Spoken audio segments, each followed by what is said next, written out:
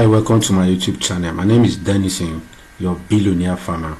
So in this video today, I want to share with people who intend to invest into poultry business. I want to share with you my 8 years of experience in this business. And if you're starting out, this is a head start where you will not just start out as a beginner, but you start with the experience that I've gathered in this industry for the past 8 years. So all you have to do for me is to like this video, subscribe to this YouTube channel, and stay connected as I take you on this journey. So now let's go straight into the subject of today. So if you intend to go into poultry business, the first thing you need to do is to raise money. You need funds, you need capital, right? So when I was starting my poultry business, as far back as 2016 or 2013, yeah, but 2016 was my major farming that I did. So what happened was that it wasn't my money, right? So it was one of my auntie that funded the project. So my own was that I've learned how to raise birds. For 2 years, I worked with someone who had a small backyard farm. I was working with the guy. The guy was an expert. So I was working with him, learning how to feed chicken, learning what kind of drugs to give them, learning how to formulate feed. So when I was done with that for 2 years, it was now time to start. But because I needed money, I didn't have the money to start. So I needed somebody that have funds but does not have my knowledge, so that we can partner together and move the project. So I approached my auntie. I explained to her in details how much we need, how much we are going to make as potential profits and everything. And she was like, so can you do the business? I said, yes, I've studied, I've learned how to feed birds, I've learned. She said, okay, how much do you need? So I told her how much I will need for the project. And she funded the project. And we went ahead, got the properties, got the equipment that we need, and we started with just a few birds that time.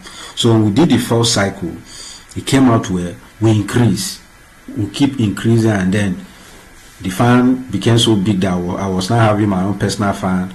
We are doing nothing less than 10,000 birds, right? So what the experience I gathered here was that if you're starting as a beginner, you don't need when I say raise plenty funds, I don't mean you should collect all the money in the world, right? But the thing is, you need plenty of funds to be able to run a poultry farm. Now, if you compare when I was starting in 2013 or 2016 to our current 2024, you will see that the value of money that time was way higher than now. So if you're starting out now, let's say for a bird now, currently, I also sell day-old chicks, right? So we're selling day-old chick. As of last market, it was almost 2,000 plus transportation. That is for you to get 50 birds. You're spending nothing less than what? 40 or 80 something thousand naira per carton.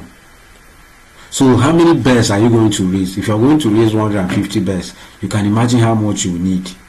And one of the challenges I've discovered in this business is that when you start and you don't have enough funds, you will not be able to continue with the project. For example, if you are doing layers. So layers now, you're going to feed your birds for nothing less than 4 to 5 months before they will start dropping eggs for you. And if you don't feed them well, when it gets to 6 months, they will not even start laying the eggs. So you need a lot of money. And there are so many unseen events that happens to poultry farms. Things like disease outbreak, things like increase in feed, increase in so many. So you need a lot of money. So for example, now if you want to start and you have gotten your business plan, and inside the business plan you need like or less as well, you need like 10 million to start your poultry farm. Depending on the capacity, you need like 10 million for you to start. How are you going to do? What are you going to do? I will advise you that, okay, you raise 20 million. You don't just need 10. It's 10 million that your business plan have proposed that you need. But I will advise you to raise what? 20 million. So you keep the other 10 million so that the 10 million that you have kept can now fund the 10 million you have invested. So you're raising times 2. That is the idea. So if you calculate your business, your business plan, and you just need 1 million to start, my advice is you need 2 million, not 1 million. So the other 1 million, you keep it safe in your bank account, so that any emergency that comes, you will not be stranded. You just move there straight, get your money, and fund the business back. That is how we run poultry business. And if you are coming into poultry business, don't expect to make profit in the first year or in the second year. You might not be able to make profit. You can generate revenue, of course. So you should know that revenue is not equal to profit. You'll be selling your best, but if you start calculating the cost of asset that you have invested money in, you will not be able to make that profit back in 1 year. Your farm will not be profitable. You can run it for 2 years, 3 years, depending on your capacity and your market. Then your farm will start becoming profitable. So you have to raise money, raise good capital, right? Raise good capital. Don't just come inside without money, so that you will not be frustrated. I know a lot of farmers who keep layers, and they will not be, the layers will even get to laying stage.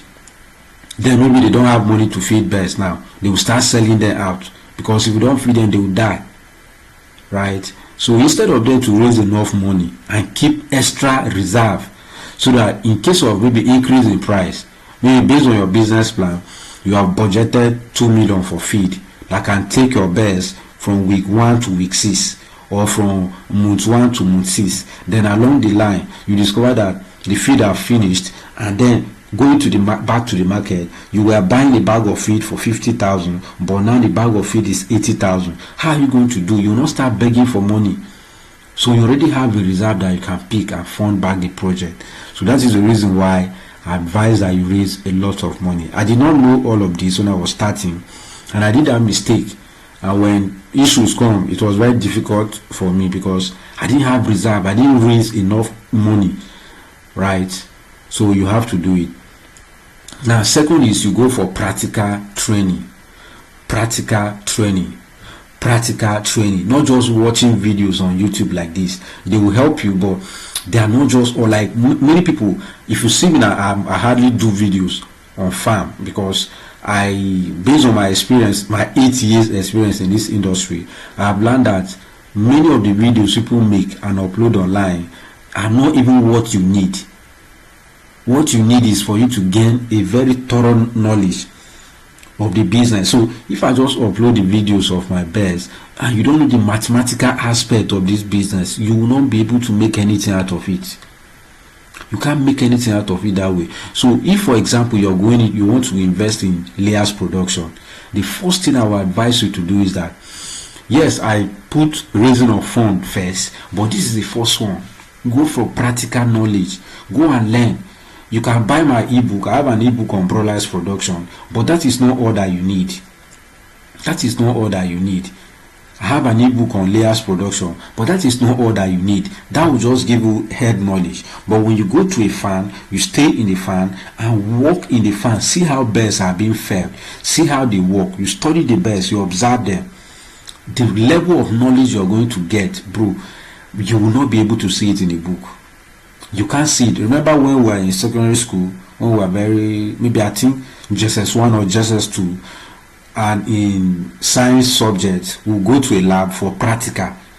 Now, when you get to the lab for practical, they might give you one or two things. Maybe they can give you a skeleton, a human skeleton, and ask you to study, to sit down and observe it and write what you have seen on the skeleton, right? So sometimes they can tell us, okay, go and pick. We are learning a toad or maybe a frog. So you have to describe that frog. What is the skin color? What is the eye? How many teeth? Things like that. So all these kind of things you learn by observation. So if, for example, you just want to diversify into agriculture, you have another business you're doing. So what are you going to do? The staff that you're going to employ to manage this for investment, send them on training. Get a farmer, get a farm that is close to you, or even if it's not close, send them for a training, maybe 3 months, right? Or 1 month. And 3 months is good, so that they can stay there and learn. So when I started my own farm, I already learned this thing for 2 years. So when I did my first farm, I think we had only one mortality. People around were surprised that chicken used to die. If we keep birds, they will die. All those kind of news, all those kind of discouraging words that people share about poultry, that your birds can die. Or yes, they can die, but then if you have good knowledge, you have caught up that possibility of losing your birds by a greater percentage, because you know what you need to do in that pen that will keep the birds healthy. If you go for practical training now, you will learn biosecurity, you will learn feeding, you will learn nutrition, you will learn these are the things I share when people come for training in my farm. I make sure they learn beyond just carrying food to give your birds. You learn the digestive system of chicken. How did they digest? How did the food that gets into their system? How does the food digest? You learn the respiratory system. You learn there are many things you need to learn about birds so that you can know what they should eat and what they ought not to eat. When you go for training, I teach my students all the time that look, your birds does not need food every day, every hour. There are many people that when they start poultry farm, what takes them out is that they will not be able to feed their birds because they believe that birds should be eating feed all the time. So once their feeders are empty, they will load more feed. And this is erroneous. They don't need it. They have a respiratory system, they have a digestive system. So if they eat feed now, there's a particular number of hours you need to allow them to digest that feed. For you to know the conversion rate, you know that okay, if my birds are feeding 1 kg of feed per day, how long does it take 1 kg of feed in a chicken intestine or chicken stomach to digest and be converted to nutrient that will help the bird? It takes a lot, right? But when you go for training, any good farmer can tell you all of this, and you just learn it by yourself, and you can even ask questions and understand. So go for practical training. Go for practice. Send your staff for practical training. If you're just investing fund in it, send your staff for practical training. It's very, very important. You need to send them on practical training so that they will know how to manage your investment for you. And then the next one you need to do is what? Start a pilot phase. Start a pilot phase. Now, when this is very difficult, right? Because many people, when they want to go into this business, especially when they have enough funds at their disposal, what they will do is that they can go and maybe build a 10,000 capacity poultry farm and then stock birds inside. Yes, maybe they will run it for 1 year and that farm will collapse. Why? Because they started too big. The staff they employed have never managed 1,000 birds. Of course, see, the thing is, you can start with 50 birds, but that does not mean you have the capacity, the intelligence to manage 50,000 birds. You grow your farm gradually. So if you're starting, this is your first time, I will never advise you to go and stock 1,000 birds, except you're going to employ me to come and work for you. Then I can advise you, and of which I don't think you'll be able to afford that, and maybe I'll not even have time to do that. But what I'm trying to say is that you need to start a pilot phase. So you have mastered, you have learned how to take care of your birds. So next, what are you going to do? Come and start a small aspect of it. I know you have the money to do it, right? So money is not your problem now. You have the money, you have gotten the practical knowledge, so now you want to start. So let's assume you have the money and the farm you have constructed can take 10,000 birds. Don't go and buy 10,000 birds at once. You can do 1,000 birds. So your staff that are working with you will learn how to manage 1,000 birds. When they understand how to manage 1,000 birds, you can move it to 4,000, you can move it to 5,000, you can move it like that gradually. Then you have your full capacity. So start a pilot phase. And one thing I advise is that when I was starting out, all this kind of small technology that are very important in poultry, I didn't have access to them. Like the picture you're seeing here, this is a modern farm, very standard. You can see that the birds, if you keep your birds in this kind of pen, they will not have access to the floor just like the other ones have there. They will stay on a cage. You know, that is like a litter, right? Where they will not have contact with their droppings. You know, chicken droppings is also a carrier of disease, infections, bacteria, virus, right? and I will discuss about some of these sicknesses maybe in subsequent videos, so that you can know some of the sicknesses that you might face. So always start with a pilot phase. That is the most important message that I want you to know. Right now, when you start with when you want to go into this business, number one thing is that your farm location is very important. Many people don't make this mistake. When I started, it was just at the backyard, so it was not something big. So we did at the back. I think it was just 50 or 10 birds. It was no more than that. So it was within the house. So we just constructed a small place using the fence as wall to start. But if you are going into commercial production, you don't need a farm where there is too much noise. Your farm cannot be located in a city. Your farm cannot be located in a market square or close to a market square. Your farm should not be located close to household locations. You need to get a place, an isolated place, a quiet place where your birds can stay.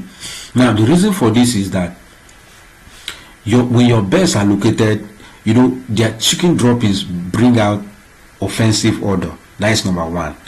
Now, if your farm is located in a place where there are many houses there, residential area, you're going to face challenges. People will bring complaints against you. In some other places, even the government can even push you out of that place. So when you're going into poultry business, it's good that you find an isolated place and set up your farm there. So when you're like the first person to get there, anybody that is coming to buy land close to your farm already know that what is here is a poultry farm, and the odor here will be offensive. So what are they going to do? They will factor that into themselves before buying land there. Of course, when development comes, you'll be pushed out of that place, but by then you have grown and made a lot of profit that can give you enough money to buy another location that is not close to residential areas. And then you will not want your farm to be in a place where it's noisy. Some places are not residential area per se, but it's a noisy place, like main road. No, your farm shouldn't be like that. Your farm should be in an isolated place. That is the best thing. And the surroundings, just like you see in this picture, you need a green vegetation around your farm. You need trees that can provide good shelter, good ventilation for your birds. So farm location, just get a place that is isolated. Now, it's not that you go and put your farm in a place where there is zero security. No, that is not what I'm saying. It shouldn't be in a town. It shouldn't be in a residential area, but there should be a level of security in that place where you're building your farm. Of course, you can get your own personal security that stays in the farm and monitor your investment for you, but it shouldn't be in a place where it's too far in the bush. And then it should also be in a place where you can easily access and take your product out. So if you're doing layers, for example, your farm shouldn't be in a place where if you want to take your eggs to the market because of bad road, all your eggs will break, or it will be even difficult to access your farm. No, your farm shouldn't be a place where it's difficult to access. The location should be easy to access. It's very important. It reduces cost of production. So when I wanted to go into full commercial production, I went and got a land in a place where it was a kind of isolated. So many other people that were coming to buy plots close to my farm, they already knew what is there.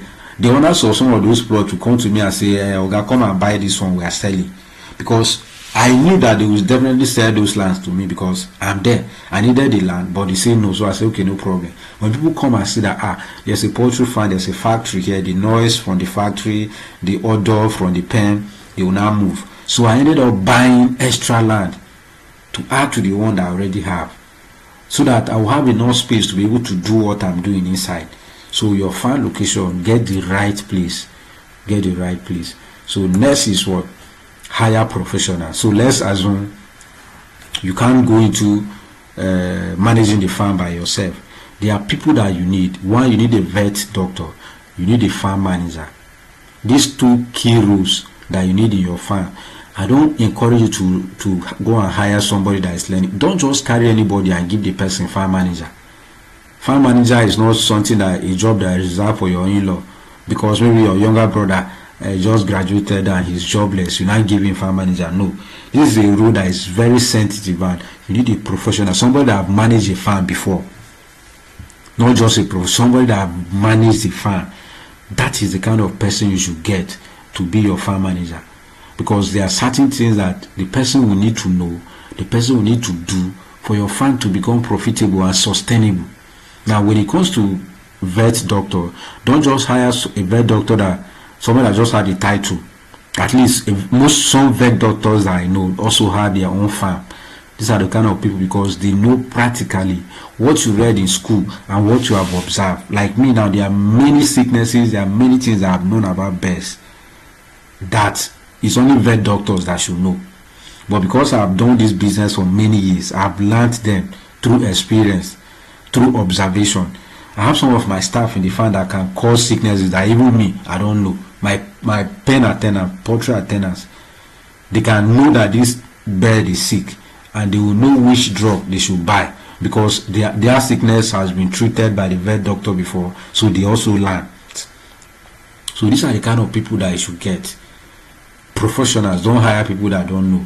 And even your farm attendants, if you can get people that have the experience before, it will be good. Then you can now mix them with people that are just beginners, and your farm will move well. So hire professionals. When I was starting, I didn't have the resources to hire a professional. I was doing it myself, and I got somebody, a small guy that was helping me to run the place.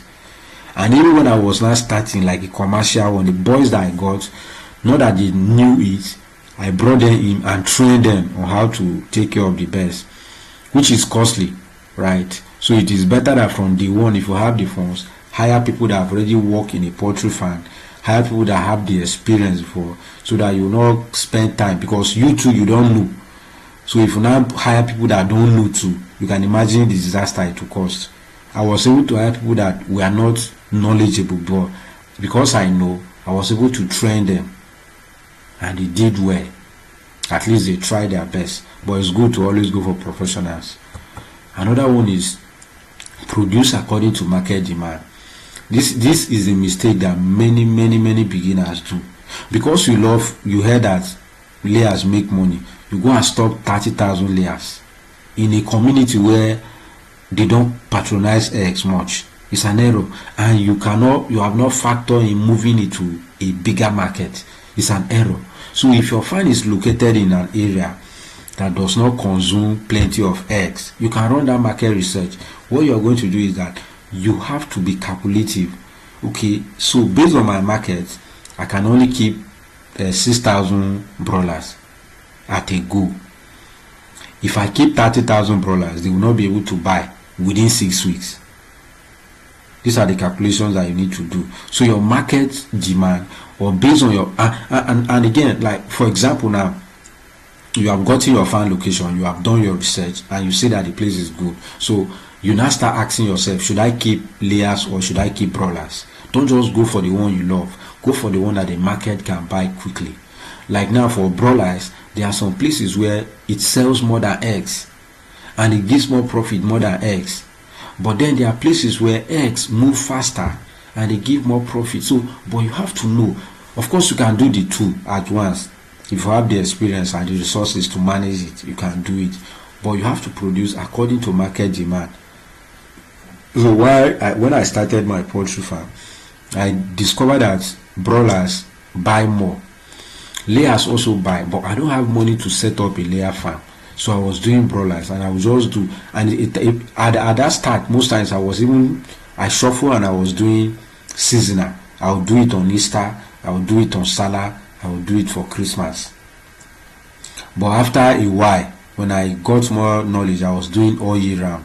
Every month, every 6 weeks, we are selling off, right? So it's a kind of business that give a lot of profit, but you have to produce according to market demand, because if you don't do it, you'll be at loss. Like for example, now there are some markets where they prefer birds that are very mature and big. So if you're selling broilers now, that market will not buy your broiler week 5, week 6. But then there's a market that if you keep your birds now for week 8, they will not be able to afford it. They prefer the ones that are very small, so that at least 5,000 can buy them one chicken. So if you go and feed your chicken you now want to sell it for 10,000, 15,000, they will not be able to afford it. So what are you going to do? Are you going to eat the birds by yourself and pay yourself? No. So I tell people this. There was a time when I stock I think it was 1,000 broilers, and they were 1 week, and somebody came that he want to buy the 1 week from me because I think it's she will not be able to go and buy small birds and start. So I calculated, okay, she was offering, I think as of then we bought at 150, then she was now offering 800. Meanwhile, my cost of production to that time, the bird was just around 300 or so. So she was now offering to buy 800. Quickly, I sold off because I don't have to keep them till my own is to make profit, and that one brought profit for me. So I sold off. So these are the things that you have to consider.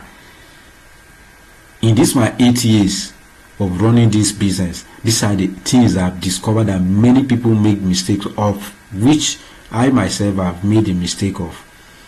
So your farm location, very important. Go for practical training, start a pilot phase, and produce according to market demand. Start a pilot phase, don't start too big. I tell myself that downsizing is painful and costly. Expansion is easier and cheap. So if you run a 500 birds capacity, maybe layers, for 1 year, and you have seen how profitable it is, you have seen the labor that you need to put in, you cannot go for 10,000 layers capacity. It's easier that way. But if you go and build a 10,000 capacity layers pen and then you are not able to manage it, you have to shut down and your money is stuck in assets. So don't do it like that. Don't do it like that. So be very, very careful. Watch this video again and do more research concerning this business. And if you have questions that you want to ask me, my contact attached to this video, you can reach out to me on WhatsApp. We'll discuss, can get you a business plan that will keep you moving if you want to go into layers production. So thank you so much for watching this video. I remain Dennison, your billionaire farmer. Thank you, and subscribe, like this video.